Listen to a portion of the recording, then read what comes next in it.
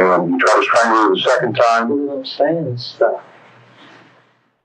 The following confession of a serial killer and the crime scene photos documenting the horror he left in his wake have never been revealed before. She got in the car, but then shortly thereafter she figured out what was going on and she started fighting. She started saying, wait a minute. She was drunk. And what did you do? I hit her, trying to make her shut up. She wouldn't shut up. A mess in your car of any type? Yeah, she did. What'd she do? Diarrhea. What did you do about it? Tried to clean it up. With what? Her jeans. Jason Westerman was outside in his neighborhood in Gibsonton, Florida, playing with his neighbor Greg Adams when they came across something that was sure to haunt them forever.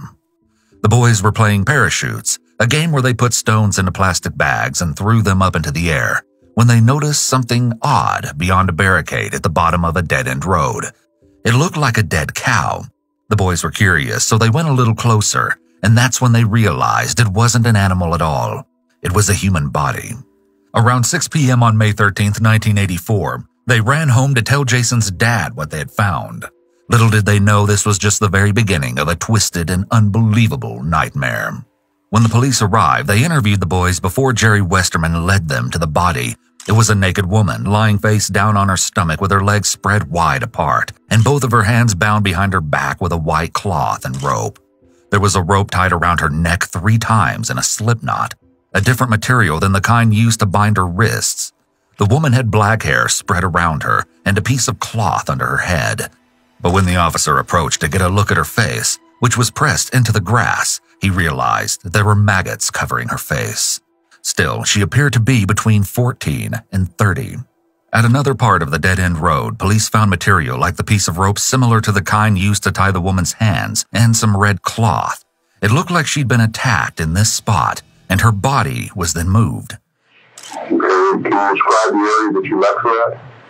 If you don't remember the name of the road, can you describe what was around it? The road dead-ended, and it was like just grass.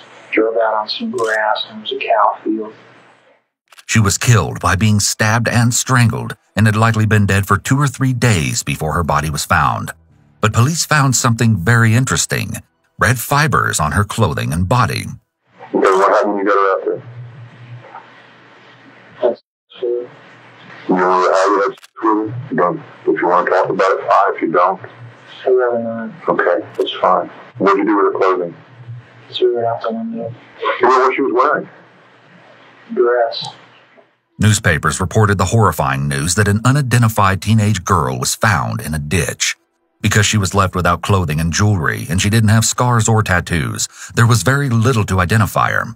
Right away, people wanted to help and began calling in with the names of missing girls, but none seemed to match the victim. Then, after both a friend and a young woman's boyfriend called the police to say that she was missing, the police ran the girl's fingerprints against the victims. It was determined to be 19-year-old Ninh Tai Long. Ninh went by Lana and was from Southern California. No one could imagine why someone would hurt her. Lana was seen by one of her neighbors 3 days before she was killed, standing on the sidewalk and crying after she'd been kicked out of her apartment by her boyfriend. According to the neighbor, she asked for $10 because she had nowhere to go. Her boyfriend admitted that they got into an argument when Lana quit her job as a dancer without telling him. After their fight, her boyfriend left the apartment and she told him, "If you're going out, I'm going also." She never made it back. How did you get her into your car? I just asked her if she wanted a ride. And what did you say to her? She said, yeah. Okay. When she got in the car, what happened then? I asked her if she wanted to go have a drink. And she said no. Okay, and then what took place? A cold night. And what did she say, or what did you say?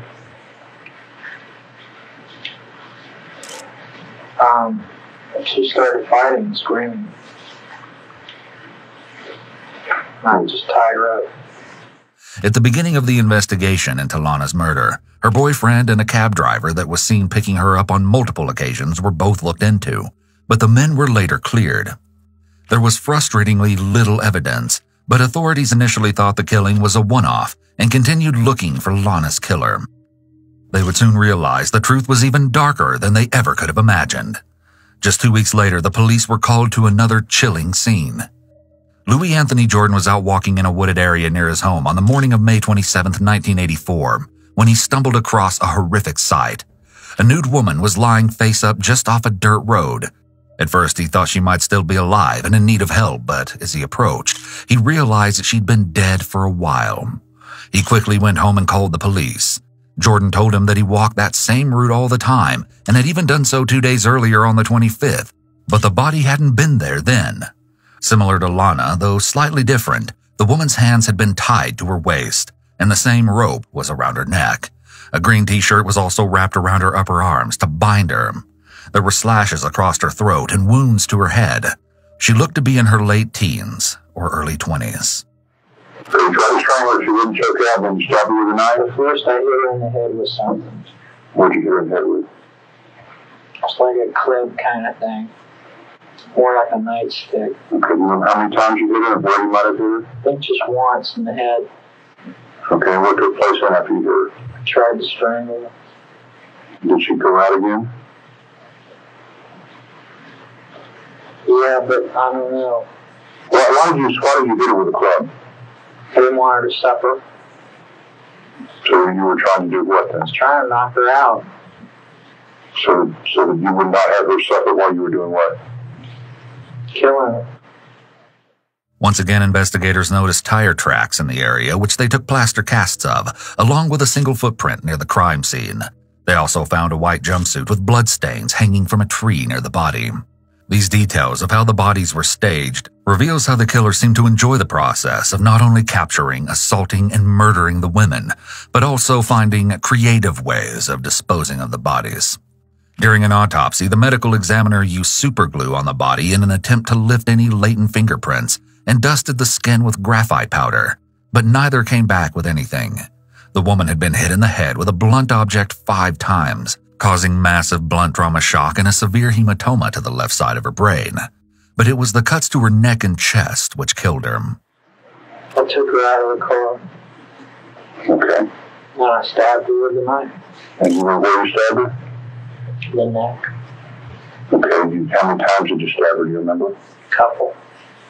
Once in the front. I think once on the side. Okay, it was just like an inward thrust type stab? Yeah. The investigation began with hundreds of interviews, all trying to determine if anyone could recognize the victim from a composition sketch. Police uncovered that the young woman had been seen near some bars just before she died, but at first, no one was sure who she was. Finally, though, after a woman who worked as a prostitute saw the sketch of the victim, she began to worry that the Jane Doe was her friend, Michelle Denise Sims, who had been working with her on the Saturday before the body was found. She thought her friend had lined up a trick with some people in a van on Nebraska Avenue and hadn't seen her since then. The girl was leery to call the police herself, so one of her friends contacted the authorities. 22-year-old Michelle's fingerprints were compared with the deceased and confirmed to be her. Michelle had moved from San Bernardino County, California, where she had been a beauty contestant, to Florida 3 or 4 years earlier. While in Fort Pierce, Michelle worked as a receptionist at a massage parlor. Then in May 1984, the same month she was killed, she moved to Tampa, a decision that cost her her life. Red fiber samples were sent to the FBI to be compared against samples they had taken from Lana. And here was something shocking. The fibers on Lana and Michelle had come from the same nylon carpet. With this discovery, the police realized they likely had a serial killer on their hands. The sheriff warned the public that there might be a killer in Tampa targeting young women. He had no idea just how true that was. A month later, on June 24, 1984, Ronnie Barnes was working at an orange grove mowing the grass when he noticed a pair of tennis shoes sticking out from under an orange tree and a bad smell. Soon after, he called the police to tell them that he had found something horrific. They told me not to try it. And it's basically the same thing as with the other 2 girls. Which was to do what? Tie her up. Head with her. Strangle her. Okay, and then what happened? They took her over by a tree. Okay. Put her up in some shrubs and laps. Right off the bat, those living in the area told the police that they had frequently seen the victim walking past their homes. Though a lot of people recognized her, the police weren't completely certain that they were following the right lead. But they found the ex-boyfriend of a girl who matched the victim's description. David Quick told the police that his ex-girlfriend's name was Elizabeth Loudenbach. She was 22. The police were sure that Elizabeth was their Jane Doe and focused on interviewing any of the men that Elizabeth had dated. For a few months, there was a lull as investigators continued to struggle to find out who had killed any of these women. But any sense of peace ended on October 7, 1984, when Clarence Hale and his wife went into one of their pastures to check on their cattle.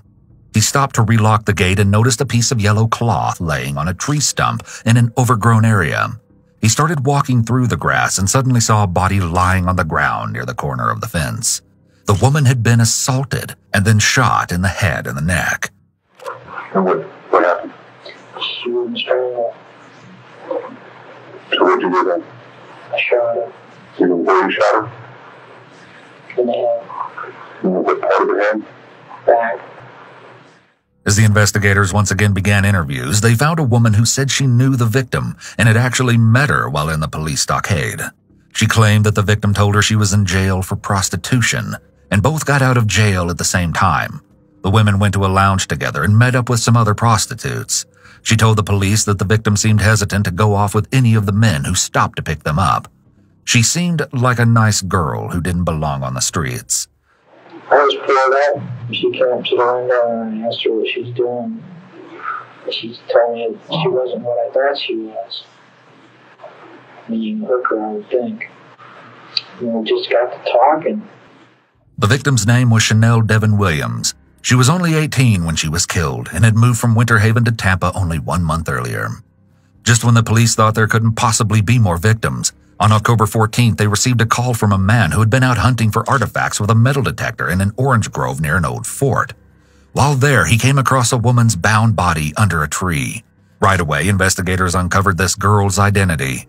28-year-old Karen Dinsfriend was originally from St. Petersburg. Karen had been strangled with some type of ligature device, bludgeoned, and assaulted. Okay, and how did you go about running into her? She was walking down the street late at night. I asked her if she wanted a ride. She offered to have sex with me for $47. She needed $47 for a fix. Okay, what happened then? It's the same thing as with the others. I was getting nervous about this place. Uh-huh. I think there were people around or something. Dogs were barking or they sounded close. Okay. So I put her in the trunk and I was going to take her somewhere else. Okay, when you got to the second orange grove, what'd you do with her? I took her out and drug her over to this tree. You didn't carry her? No, I drug her. Okay, was she wrapped in anything? Brown blanket. How come you had the blanket? I'd been using it to lay out in the sun. As the investigation continued, it was uncovered that Karen had last been seen working on Nebraska Avenue only several hours before her body was found in the grove. It seemed that Nebraska Avenue was the killer's hunting ground. A week and a half after Karen was found, Paul Botten was using a hydraulic backhoe to dig a ditch when he found the nude body of a young girl right where he was working. Do you remember that one? Mm-hmm. And where did you meet her at? On Nebraska. Okay. Who was that girl, do you know? Which one is this again? This was the one on 301 that was badly decomposed that we found October 31st. Weeks later, her fingerprints were used to identify her as 22-year-old Kimberly Kyle Hops. There isn't much known about Kimberly, except that she had last been seen as she walked with a group of prostitutes in the middle of October. She was working. I just pulled over the side of the road. She came up to the car and asked me if I wanted a date. Okay.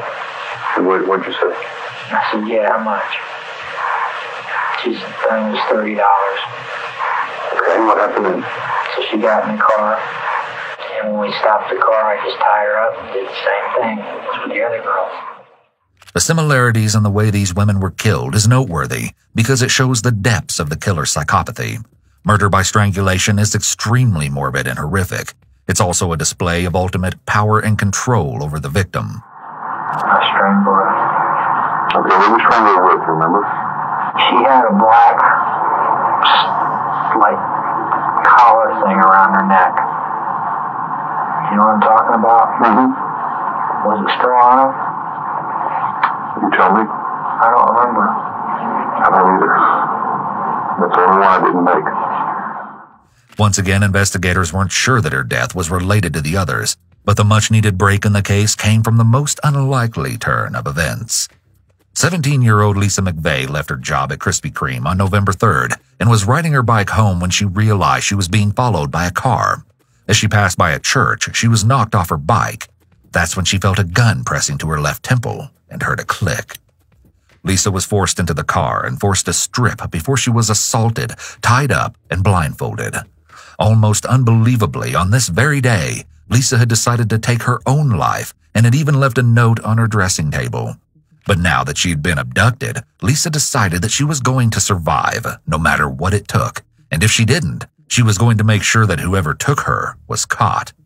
Lisa felt the car jolt as her kidnapper began driving, and at first, she had no idea where they were headed. Using her jaw, she managed to move the blindfold that had been tied over her face, allowing her to see just tiny glimpses of everything around her, including the car and the fact that they drove on the interstate north of Tampa. She took note of the word Magnum written on the dashboard, the white seats, and the thick red carpet on the floor mats. Because Lisa was menstruating, she made sure to leave her blood inside the car. Her captor pulled her from the car and led them inside an apartment, and Lisa counted 32 steps up to the door. Once inside, she noted the smell of fresh paint. When the man let her use the bathroom, she made sure she left her fingerprints everywhere she could. Lisa was determined that the police would know she had been in the apartment. She also tried to learn as much as she could about what her kidnapper looked like, even though she remained blindfolded. At one point, he took Lisa's hands and brought them up to touch his face.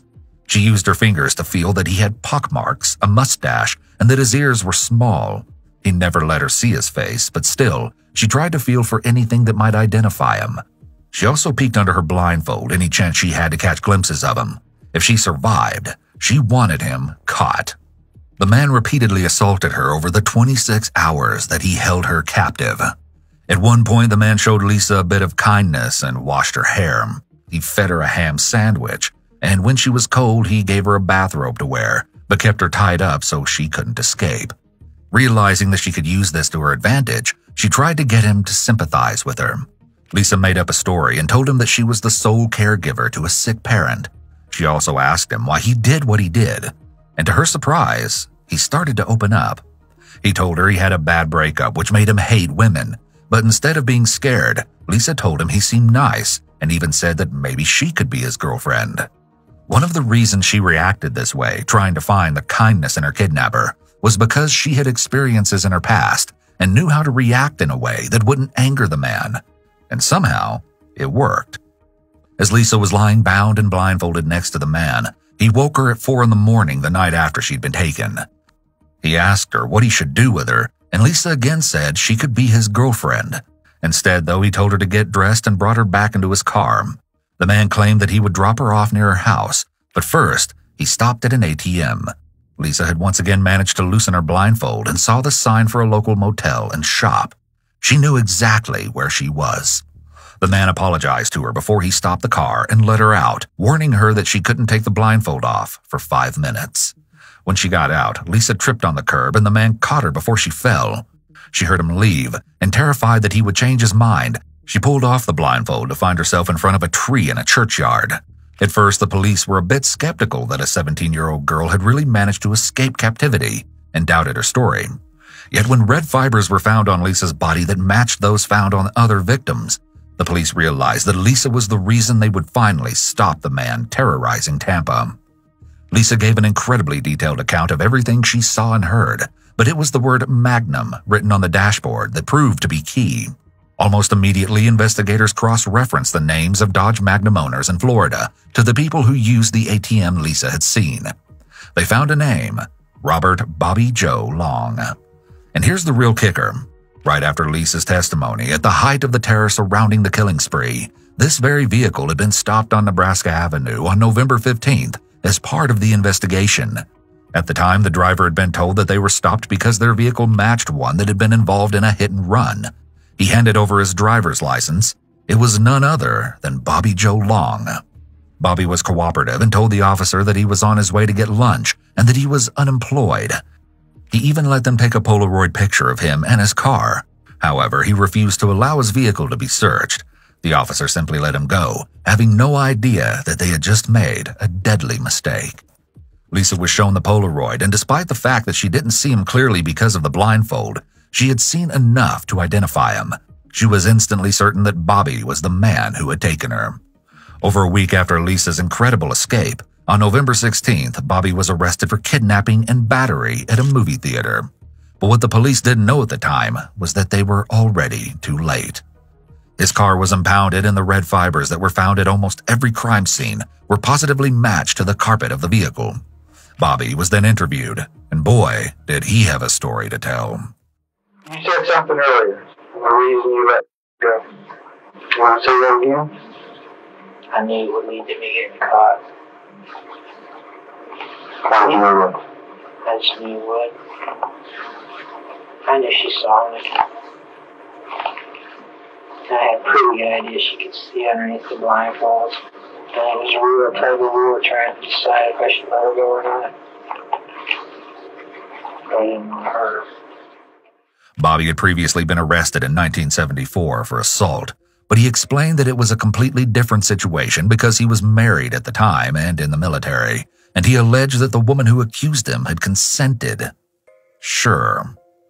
On the same day Bobby was arrested, November 16th, he gave another unexpected confession. He said that he had kidnapped, assaulted, and murdered another woman, a woman whose body the police hadn't even found yet. Bobby told them exactly where to find the woman's body, and they immediately set out to locate her.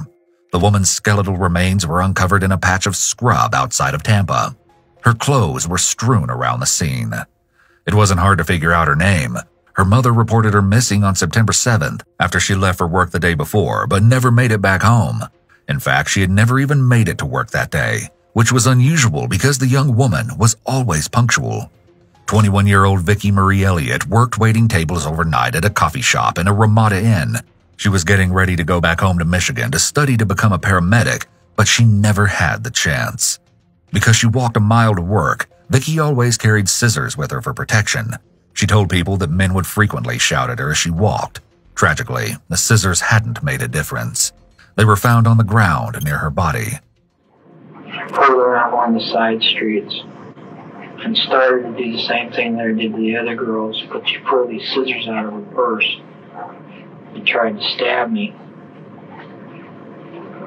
Do you still have a mark? I don't think so. It wasn't bad, just barely cut the skin.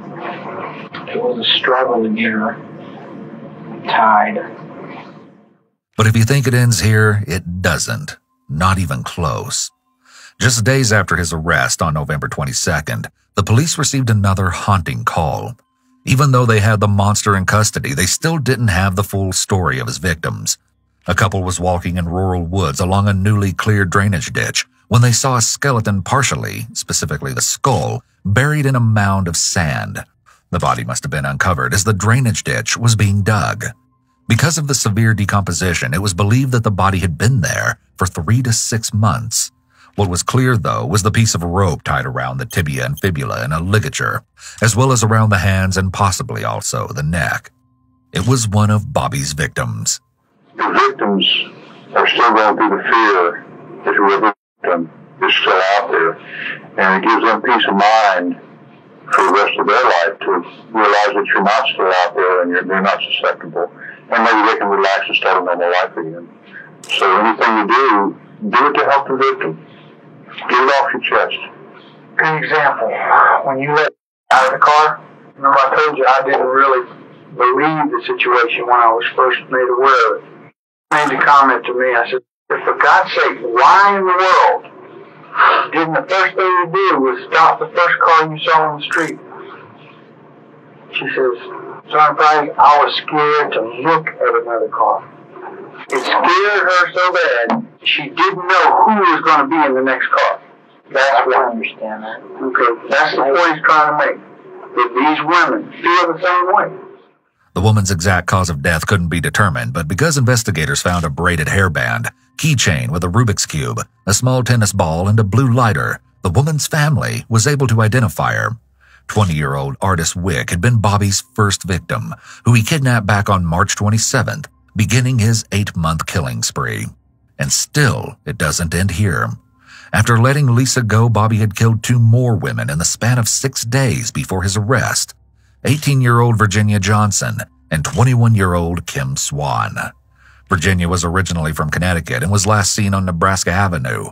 Her body was found on November 6th, just days after Bobby had taken Lisa.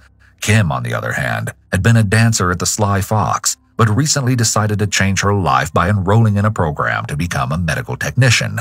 She was killed on November 11th after disappearing from a convenience store. As he was presented with hair and fiber evidence, Bobby leaned back in his seat and smiled, saying, "I guess you got me good. Yeah, I killed them. All the ones in the paper, I did them all." Psychopaths are proud of their horrific actions, will often show off about what they did, and take pleasure in the attention they are receiving. Bobby underwent psychological evaluations, and he was diagnosed with temporal lobe epilepsy that induced an altered state of consciousness, as well as inherited bipolar or manic depressive psychosis and an organic personality syndrome caused by tissue to the brain. In contrast, though, a third doctor said that they didn't find any indication that Bobby had a mental illness or disease except for severe antisocial personality disorder. Eventually, Bobby admitted to killing 10 women in total. It's very possible that the reason Bobby was so forthcoming with police was because he was proud of what he did, and he enjoyed describing the assaults and murders he committed. So his willingness to confess is likely due to his psychopathy, but not because he's insane. Psychopaths' narcissism is what causes them to enjoy attention and admiration. In Bobby's view, his murderous actions are worthy of admiration. I have just one question. How'd you get a full-size woman to sit still? In my mind, Bobby, you can't tie her hands and hold a knife on her. Tie her and roll over on her stomach and recline the seat back. Okay. There you go. Sometimes it took more than just telling. I would have to physically put their hands behind their back. Did you ever have to strike them? Yeah, a couple of times. So, who was Bobby Long? The 31-year-old had been born in West Virginia. His parents separated when he was around 2 years old. Long's mother, Luella, raised him by herself. She worked late nights in a bar as a cocktail waitress, and Bobby reportedly resented her multiple short-term boyfriends. Growing up, Bobby suffered from a rare medical condition as he was born with an extra chromosome, which caused him to have a specific variation of Klinefelter syndrome. Because of this, he ended up growing breasts at 13, which he had removed with surgery. But as is often the case, he was bullied. He was reportedly deeply unhappy throughout much of his life. Other symptoms of this disorder include weak bones, decreased facial and body hair, less muscle tone compared with other men, and increased belly fat. It's possible that if Bobby had any of these characteristics, he may have developed various insecurities about his masculinity. This could have triggered his desire to victimize and overpower women in order to feel strong. As a teenager, Long met a girl named Cynthia. He confided in her that his mother embarrassed him with the way that she dressed suggestively and dated different men. They eventually got married in 1974 and had 2 children together. As he grew up, Bobby was injured on multiple occasions. Starting at a young age, he almost drowned, fell from a swing, and was knocked unconscious, and suffered severe head injuries on 3 occasions. At 19, Bobby had joined the Army, but at 21 he was discharged after he was hit by a car while riding a motorcycle. His head, shoulders, and leg were seriously injured, and he spent several months in the hospital. After he recovered, there was a notable shift in his personality, resulting in being more short-tempered and physically violent. This injury may have marked the onset of traumatic brain injury for Bobby, which could have contributed to his psychopathic behaviors, though he may have had the predisposition for antisocial personality disorder, and then these head injuries made his condition worse. If there was a marked change in his behavior where he became physically aggressive with his wife, this really points to the fact that Bobby likely suffered a severe traumatic brain injury. This can impact a person's judgment and decision-making, depending on where the brain injury took place. So, after his divorce, which in itself is a stressful life event, Bobby probably became a ticking time bomb in terms of when he would begin acting on the severe anger and rage he had inside. It seems this event really spurred his crime spree because he began to use classified ads to meet vulnerable women in 1981. When he showed up at someone's house, if he found a woman alone and he had the opportunity, he would assault her. But this was just the beginning. Shockingly, Bobby eventually admitted to assaulting around 40 women, yet he was never prosecuted by the authorities for most of these crimes because the statute of limitations had already expired by the time he was caught. Though he confessed to killing 10 women, Bobby only pleaded guilty in the murders of 8. Neenthai Peggy Long, Michelle Denise Sims, Elizabeth Loudenbach, Vicki Marie Elliott, Chanel Devin Williams, Karen Densfriend, Kimberly Kyle Hops, and Kim Marie Swan. In exchange for the plea, he received 28 life sentences, except for the murder of Michelle Sims, who he was sentenced to death for killing. After 34 years on death row, on May 23, 2019, at just before 6:55 p.m., now 65-year-old Bobby Joe Long was executed by lethal injection. No guests visited him at the prison before his death. Still, 25 people were there to witness his execution, including Lisa McVeigh, the woman who had not only outsmarted Bobby, but was the reason he was eventually stopped. I wanted to look him in the eye. I wanted to be the first person he saw. Unfortunately, he didn't open his eyes. She said she began to cry once it was over. The peace that came over me is a remarkable feeling. Since her kidnapping, Lisa McVeigh Nolan went into law enforcement. She works as a deputy with the Hillsborough County Sheriff's Office, the very same department that she had turned to in order to find Bobby Long and stop him for good.